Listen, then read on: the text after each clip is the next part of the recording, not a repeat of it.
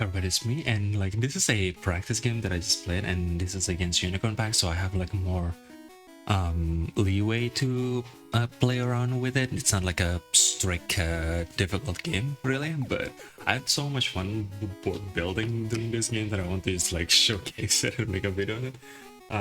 So that is just like, I think African Wild Dog is probably like just basically the worst tier 1 that you can play within this pack. And I think I saw the original version of the African Wild Dog. I think it was the 3.2, and it's like so much better. But that being said, that version is definitely worth of nerfing, and this version is like much more about like the power of what the African Wild Dog should be. But that being said, I don't think this pet is one of the pet that is practically does nothing most of the time. Especially of the fact that it's like a 1-3 unit. Against pack 1, it will just like get shot by a mosquito. Against pack 2, it will just get shot by a tennis ball.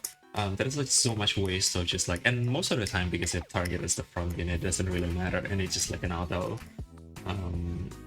kill most of the time. And here we actually managed to hit the monkey face bat, which is like one of the review combo that they can work with. And the thing that how you play African Wild Dog usually is that because of how the ability works is set attack, right? So like this is one of the things you can do with it, which is the Saola. It doesn't really matter what kind of how many attack getting removed from the African Wild Dog if it's because it just always get this attack back to the original stats, right? So like with the monkey face bat, the ability is like every single time there's anyone behind. So technically speaking, it's not only when attacking. If there's like any snaps and anything like that, it will also activate it. So like against pack 5 as well, with all of this mana can also activate my monkey face bat. But because of how monkey face bat work, right, and because of how African Wild Dog work, it jumps to the forward, and because I make it so like it's health heavy at this point, like the focus right now is to just make the to just buff its HP, because it doesn't matter how much attack it have, right? It will always set it back. It's like basically a good container for all of the stats that the monkey face bat can give. So I'm getting a decent amount of stat there, and we managed to win this round. There's like a very few things you can actually do with it. And here I actually managed to get a level 3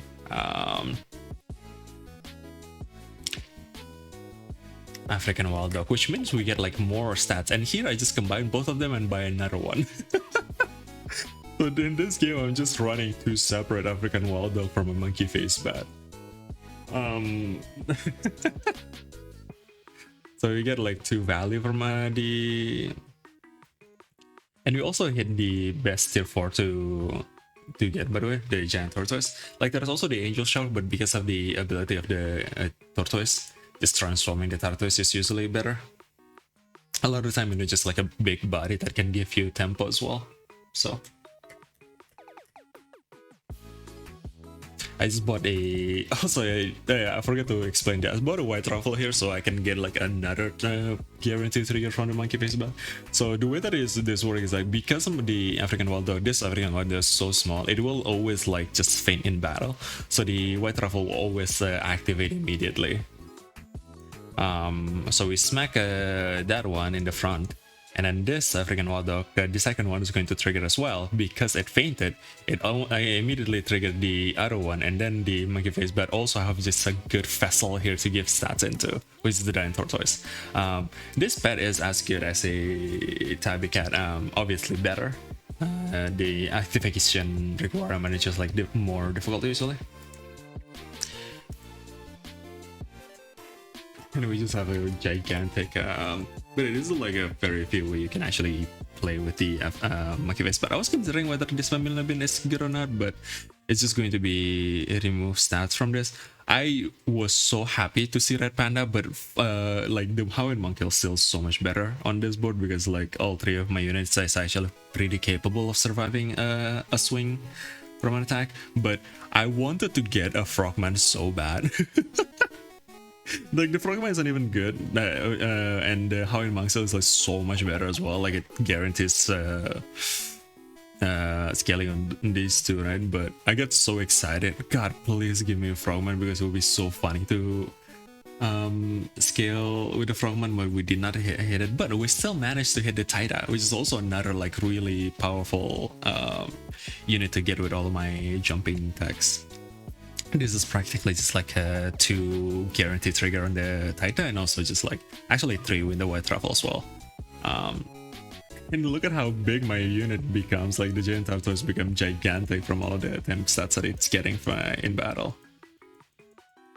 This is like a 3-3. This is also like a 6-6 from all of the jumpings. And here I just buy a Kashira piece.